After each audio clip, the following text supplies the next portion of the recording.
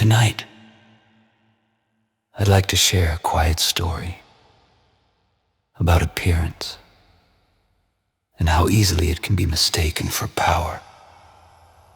An ass found the skin of a lion and wrapped it around himself. The weight was heavy, but the shape was convincing. As he walked the path, other animals stepped aside. No challenge, no questions. Silence followed him, and he mistook it for respect. For a time, the disguise was enough. No strength was tested. No voice was required. Then, carried by confidence, he opened his mouth to speak. And in that moment, the truth stepped forward. The sound that emerged did not belong to a lion. It never had. The animals did not laugh. They did not punish him. They simply saw. And the ass learned what silence had hidden. Authority borrowed from appearance lasts only until it must speak for itself.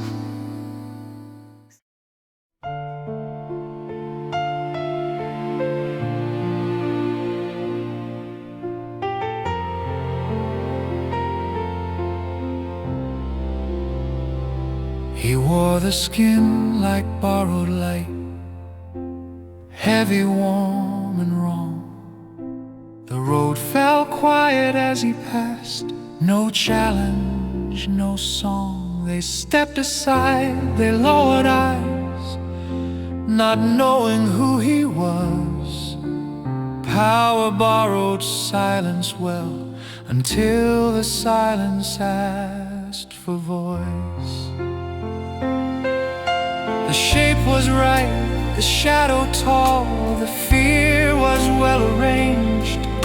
But something waited underneath, untested, unchanged. They stepped aside, they lowered eyes, not knowing who he was. Power borrowed silence well, until the silence asked for voice. Authority lies in breath and sound, in what is said aloud. A borrowed form can hold the space, but never led the crowd. They stepped aside, they lowered eyes, not knowing who he was. Power borrowed silence well, until the silence asked for voice.